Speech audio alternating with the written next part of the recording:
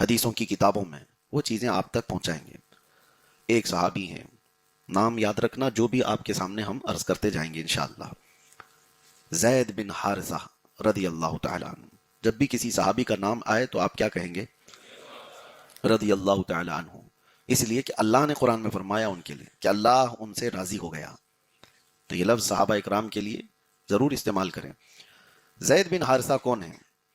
یہ یمن کے رہنے والے ہیں، قبیلہ بنو قداع، ایک خاندان ہے، اچھے گھرانے سے تعلق رکھنے والے تھے۔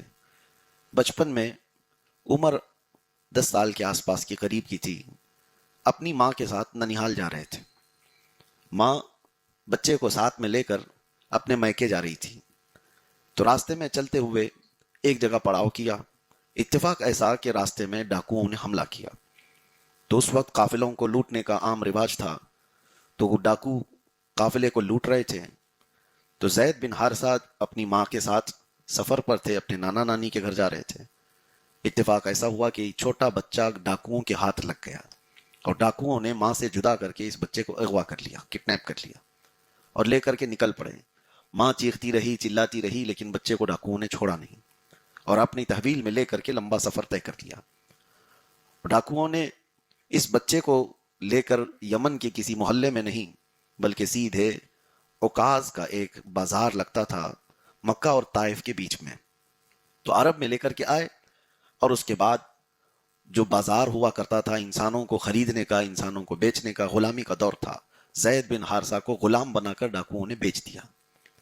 ظاہر سی بات ہے، جب کسی انسان کو بیچا جائے تو پھر وہ جس کے ہاتھ میں جاتا ہے اس کا غلام بن کر کے رہنا ہے، جب تک اس کو کوئی پیسے دے کر کے پھر آزاد نہیں کرا لیتا۔ یہ اس زمانے کا رواج تھا۔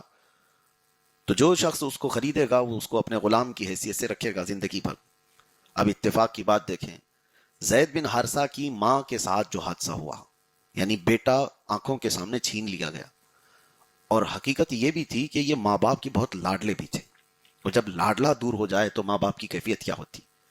بہت دردناک حالت تھی۔ ان کے اشعار اگر پڑھیں اپنے بیٹے کے غم میں جو باپ نے لکھے ہیں، وہ آج تک مشہور ہیں، آج تک مشہور ہیں، کہ باپ صبح جاتے تھے، روتے ہوئے سورج کو دیکھتے تھے، اور ڈوبتے ہوئے پھر سورج کو دیکھتے تھے۔ اس طرح زید کی غم میں ان کی کتنے دن گزر گئے، اور ماں ہر آنے جانے والوں سے پکڑ کر پوچھتی، کیا میرے زید کو دیکھا، کیا میرے زید کو دیکھا؟ مسافروں کو کسی کو خبر بھی نہیں کہاں لے کے گئے، کیا ہوا۔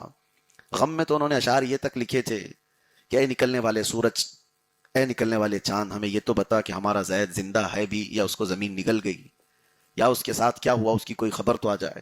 ماں باپ کا جو بڑا غم تھا